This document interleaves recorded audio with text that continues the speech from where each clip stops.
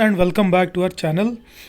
तो आज हम नया टॉपिक स्टार्ट करने जा रहे हैं रीजनिंग पोर्शन का, और टॉपिक का नाम है सिलोजिज्म। बहुत ही इंटरेस्टिंग टॉपिक है। तो स्टार्ट करते हैं इसमें कुछ बेसिक रूल्स से और नोटेशन से। तो पहला ही इसमें आता है कि स्टेटमेंट्स हमें दो टाइप के आते हैं।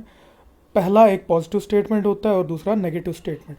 पॉजिटिव स्टेटमेंट जो है वो स्टार्ट होता है ऑल से और या सम या अ फ्यू से, और नेगेटिव स्टेटमेंट में नो आता है स्टार्टिंग में या सम नॉट आता है। तो अगर हम थोड़ा वेन डायग्राम से डिनोट करूँ मैं ऑल सम नो नॉट को, तो वो कुछ ऐसा आएगा। अगर मैंने एक एग्जांपल दी है ऑल एक्स इज़ वाई, तो as per Venn diagram X जो है पूरा वाई के अंदर आ जाएगा, क्योंकि ऑल एक्स इज़ वाई। तो सिमिलरली अगर मैं बोलूँ सम एक्स इज़ वाई, तो उसकी वेन डायग्राम की रिप्रेजेंटेशन कुछ ऐसी आएगी, जो बीच वाला इंटरसेक्शन वाला पोर्शन होगा। अब यहाँ पे एक आपको नोट याद रखना है कि अगर स्टेटमेंट हमारा पॉजिटिव है तो कंक्लूजन भी पॉजिटिव होना चाहिए, ये याद रखें आप।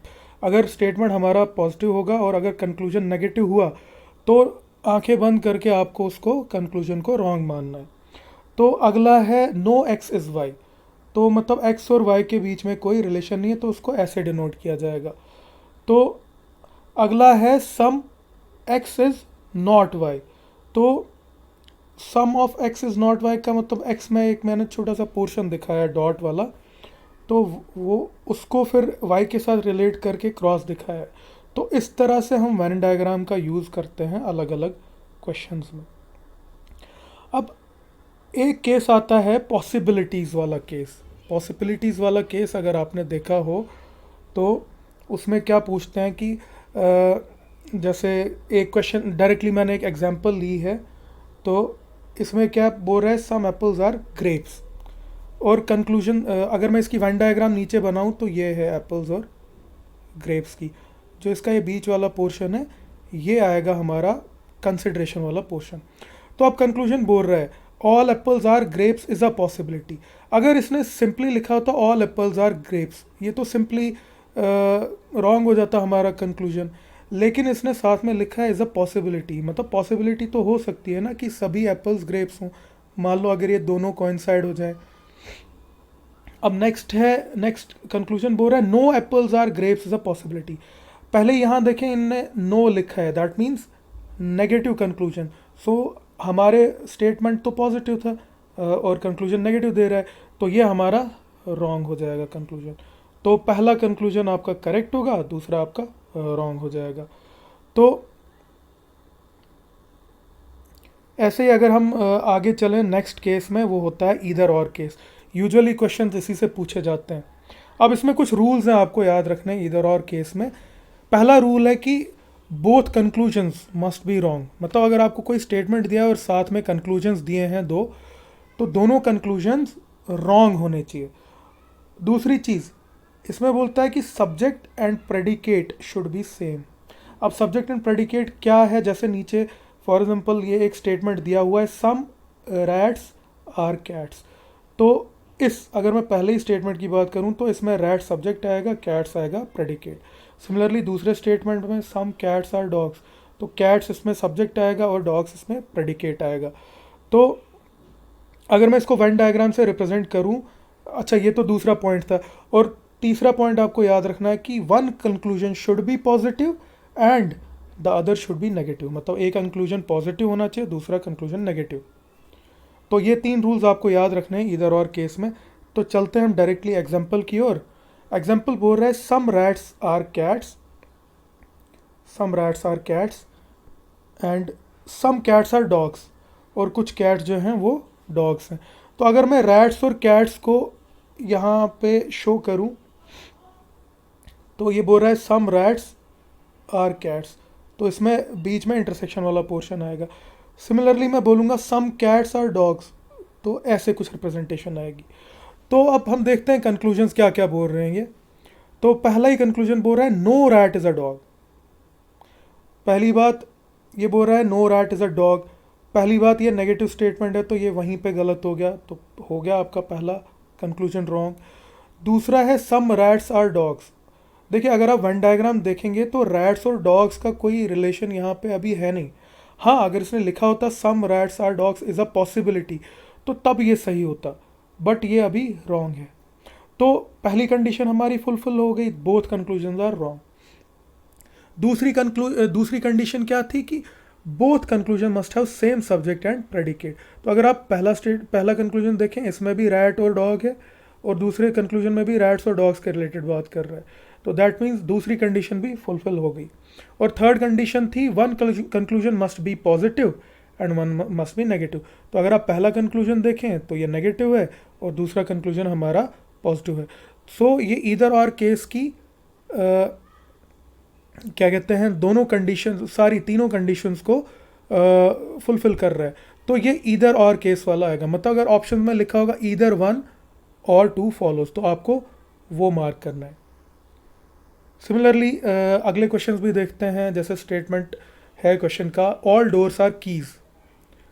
अगर आप वेन डायग्राम देखें तो मैंने डोर की वाले सर्कल के अंदर डाला हुआ है, तो इसका ही मतलब होता है कि ऑल डोर्स आर कीज।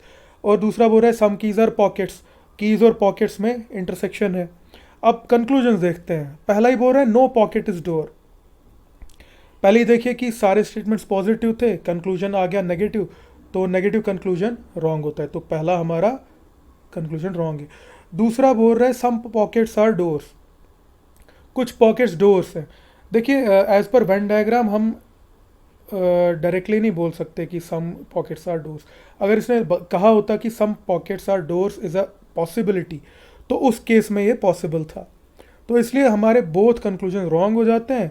और अगर हम सब्जेक्ट और प्रेडिकेट की बात करें, दोनों कंक्लूजन में सेम है, पॉकेट और डोर, और एक कंक्लूजन नेगेटिव है, दूसरा पॉजिटिव है, तो ये भी हमारा ईदर और केस वाला बनता है। तो ऑप्शंस में आपको ईदर वन और टू फॉलोज वाला मार्क करना है। वैसे ही हम नेक्स्ट क्वेश्चन देखते हैं। स्टेटमेंट बोल रहा है ऑल कॉपीज आर बुक्स। अगर आप वेन डायग्राम देखें तो मैंने कॉपीज़ को अंदर रखा हुआ है और बुक्स को बाहर रखा हुआ है, तो मतलब इसका मतलब यही हुआ कि ऑल कॉपीज आर बुक्स। और दूसरा बोल रहा है नो बुक्स आर पेंसिल्स, तो बुक्स और पेंसिल्स का कोई रिलेशन नहीं है, तभी इसको मैंने क्रॉस किया है बीच में। और थर्ड स्टेटमेंट बोल रहा है ऑल पेंसिल्स आर रबर, तो जो भी पेंसिल्स हैं वो रबर हैं, तो उनको ऐसे ही डिनोट करते हैं। तो आप देखते हैं कि ये पूछ क्या रहा है, कंक्लूजन्स क्या बता रहा है। पहला बोल रहा है no rubber is a book. Rubber, अब रबर और बुक में तो रिलेशन इसने बोला था कि no books are pencils, books और पेंसिल्स के रिगार्डिंग इसने नेगेटिव स्टेटमेंट दी थी। तो नेगेटिव कंक्लूजन भी बुक्स और पेंसिल्स के रिलेटेड अगर होता तो हम उसको सही बोलते हैं, लेकिन इसने नेगेटिव कंक्लूजन रबर और बुक के रिलेशन में बताया, तो इसलिए ये हमारा कंक्लूजन जो है ये रॉन्ग हो जाएगा। दूसरा बोल रहा है सम कॉपीज़ आर रबर। अगर आप वेन डायग्राम देखें तो कॉपीज़ और रबर का कोई रिलेशन इसमें नहीं आता है। हाँ, अगर इसने लिखा होता some copies are rubber is a possibility, तो उस केस में ये ठीक होता, बट यहाँ पे ये रॉन्ग होता है। अब देखिए क्या ये सारी कंडीशंस फुलफिल कर रहा है इधर और केस वाली। पहली कंडीशन थी कि both conclusion must be wrong, वो तो हो गया। दूसरी कंडीशन थी कि सब्जेक्ट और प्रेडिकेट दोनों स्टेटमेंट्स के सेम होने चाहिए, बट यहाँ अगर आप देखें पहले कंक्लूजन में रबर और बुक है और दूसरे में कॉपीज़ और रबर है, तो यहाँ पे सब्जेक्ट और प्रेडिकेट सेम नहीं है, तो ये इधर और केस वाला नहीं है। तो आपको ऑप्शन कौन सा मार्क करना है, both conclusions do not follow. तो इस तरीके से आपको इस टाइप के क्वेश्चंस करने हैं। अब नेक्स्ट टाइप में हम जाते हैं नीदर नॉर केस। ये भी पूछा जाता है एग्जाम्स में। तो नीदर नॉर केस में भी आपको क्या काम करना है, कुछ पॉइंट्स का ध्यान रखना है। पहला क्या है, आपको कंक्लूजन चेक करने हैं। क्या क्या चेक करना है, conclusion, both conclusion must be wrong, ये तो सेम है जैसे इधर और केस में था। अब अगला बता रहा है कंक्लूजन्स कैन बी। अब इसमें तीन पॉसिबिलिटीज़ दी हैं कंक्लूजन्स की, दोनों पॉजिटिव भी हो सकते हैं, एक पॉजिटिव एक नेगेटिव भी हो सकता है, और दोनों नेगेटिव भी हो सकता है। और अगला बता रहा है कि बोथ कंक्लूजन मे और मे नॉट बी सेम, और दोनों कंक्लूजन्स सेम हो भी सकते हैं और नहीं भी हो सकते हैं। तो इन तीन कंडीशंस आपको ध्यान रखना है। तो अगर हम सीधे एक क्वेश्चन की ओर चलते हैं, तो स्टेटमेंट में उसने बोला है सम ए इज़ बी। तो अगर मैं आपको यहाँ दिखाऊं तो ए और बी में इंटरसेक्शन है, इसी को हम बोलेंगे सम ए इज़ बी। और अगला बोल रहा है all bees R C, all bees R C, तो जितने भी बी हैं वो सी हैं। तो अब कंक्लूजन क्या क्या बोल रहा है? पहला, ऑल ए इज सी, तो क्या ऑल ए इज सी आ सकता है? नहीं। तो अगर इसने पॉसिबिलिटी बोला हो तो तब सही होता, बट ये हमारा रॉन्ग हो जाता है। दूसरा बोल रहा है no A is C, no A is C वैसे ही गलत हो जाता है क्योंकि नेगेटिव स्टेटमेंट है, तो दोनों स्टेटमेंट रॉन्ग हो गए। और एक स्टेटमेंट पॉजिटिव है, एक नेगेटिव है, वो भी हो गया। तो और कौन सी कंडीशन थी हमारी? बोथ स्टेट कंक्लूजन मे और may not be same, but इस केस में सेम है तो इसलिए ये नीदर नॉर केस बन जाता है हमारा। तो नेक्स्ट क्वेश्चन अगर हम देखें तो उसमें बता रहा है सम एग्जाम्स आर टेस्ट। अगर मैंने यहाँ पे वेन डायग्राम आप देखें तो सम एग्जाम्स आर टेस्ट की मैंने बना ली है। नो एग्जाम इज़ गुड, और एग्जाम्स और गुड के बीच में कोई रिलेशन नहीं है, इसलिए इसको क्रॉस दिया है। अब कंक्लूजन पहला बोल रहा है no good is taste, no good is taste. अब पहली बात, ये नेगेटिव स्टेटमेंट है गुड और टेस्ट के बीच में, इसलिए ये रॉन्ग हो जाएगा। दूसरा बोल रहा है कि some test is not exam, some of test is not exam, ये भी हम नहीं कह सकते हैं क्योंकि ये भी नेगेटिव हो गया। तो बोथ कंक्लूजन्स रॉन्ग हैं। और अगर हम देखें, एक पॉजिटिव है, पहला कंक्लूजन नेगेटिव है, दूसरा पॉजिटिव है। और तीसरी चीज़ हम देखें कि इसमें सेम नहीं है एलिमेंट्स, मतलब सब्जेक्ट और प्रेडिकेट सेम नहीं है, तो इसलिए ये नीदर नॉर केस हो गया। वैसे अगर आप अगली प्रॉब्लम भी देखें तो इसमें क्वेश्चन में कह रहा है ऑल वाटर आर क्लीन। अगर मैं वाटर को ऐसे वेन डायग्राम में दिखाऊं तो वो क्लीन में आ जाते हैं सारे। और रोड्स आर क्लीन, और रोड्स भी आ रहे हैं क्लीन में, ऑल रोड्स आर क्लीन। और तीसरा बोल रहा है सम क्लीन आर ब्लू, और क्लीन और ब्लू में इंटरसेक्शन है। अब देखते हैं कंक्लूजन्स क्या बोल रहे हैं।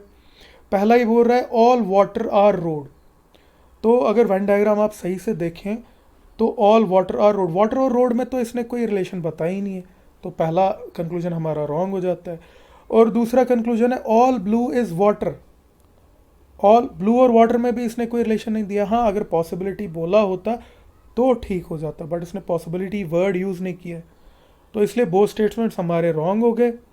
और एक इसमें बोथ कंक्लूजन्स हमारे पॉजिटिव हैं अगर आप ध्यान दें तो।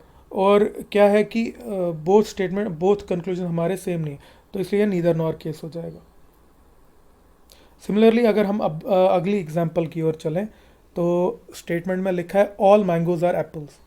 तो अगर मैं वेन डायग्राम बनाऊं तो mangoes, all mangoes are apples show किया यहाँ पे। और ऑल एप्पल्स आर ऑरेंजेस, तो ऑल एप्पल्स आर ऑरेंजेस, ये भी शो किया यहाँ पे।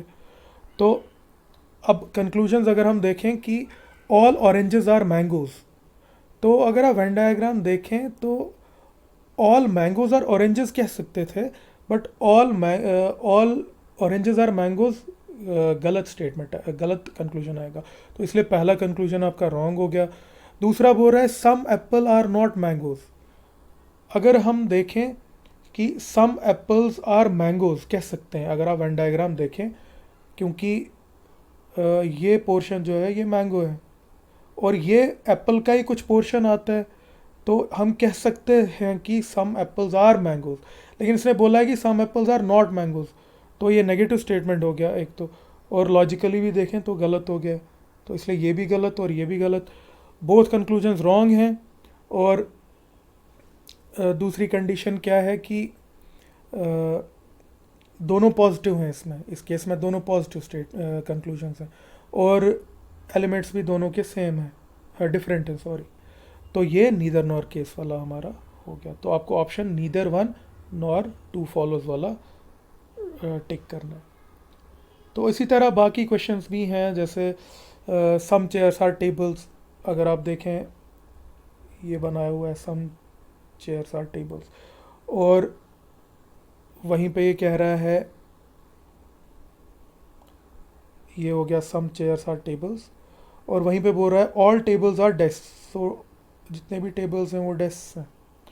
तो अब पहला कंक्लूजन बोल रहा है some desk are not chairs, some desk are not chairs, ये तो गलत हो गया। सम डेस्क आर चेयर्स अगर आप देखोगे एज पर वेन डायग्राम, क्योंकि डेस्क और चेयर में इंटरसेक्शन हो रहा है, तो पहला आपका कंक्लूजन रॉन्ग हो गया।